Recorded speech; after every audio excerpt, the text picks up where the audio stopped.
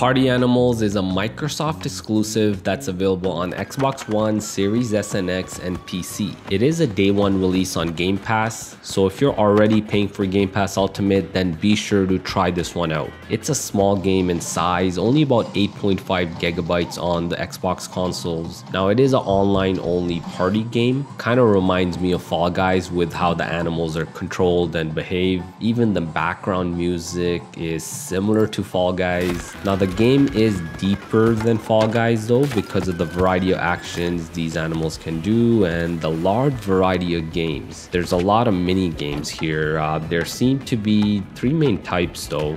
The first one is where you essentially pick up item A, take it to location B. The opposing team can disrupt what you're doing by basically attacking you and a few other ways. The second type of mini games are these Royal Rumble style. You essentially beat up on your opponents and throw them off the map, and the last one standing wins. The third type are sports mini games. Think of a mix of Rocket League and Fall Guys. You basically have to score on the other team to get points, and the first one to get 5 points wins. Now there are a total of 40 mini games. That's a lot, and even though those 40 are essentially one of the three that I described, there's still a lot of variety. I mean, each map you have to use a different strategy, and that whole large variety just keeps everything fresh. I kind of like that a lot. Now all the mini games are team based, so you'll like them if you enjoy online co-op style games. This game does have microtransactions, which makes me wonder why it just didn't release as a free-to-play on all platforms. Hey, maybe we'll see it in the future on PlayStation, just like Fall Guys was on PlayStation initially and then it finally released on Xbox One and Nintendo Switch later. In terms of graphics, this isn't a masterpiece or anything. This is all about gameplay and less about visuals. In fact, when you look at the resolution in the tutorial maps here, it's exactly the same 1080p resolution on Xbox One, Series S, and Series X. I can't really tell the difference. I will say that the resolution might suffer a bit on the Xbox One when you're actually playing and the action is a little intense. The other advantage you usually see with the newer Series S and X are loading times,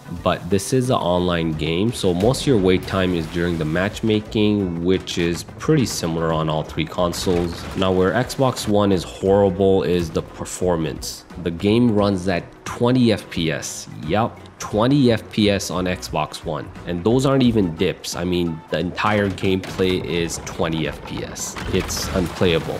You'll instantly notice the slow frame rate, and I mean, I didn't feel like playing it on my Xbox One, to be honest. On the Xbox Series S and X, Party Animals does target 60 FPS, and it does get to 60 FPS for most of the part, although there are some slowdowns where the frame rate dips into the mid to high 50s. Now I saw that drop on both the Series S and X, so that's really what you need to know about Party Animals on Xbox. If you have the option, play it on the Series S or X because it runs horribly on Xbox One. For the rest of the video, check out some more gameplay of Party Animals on all three consoles.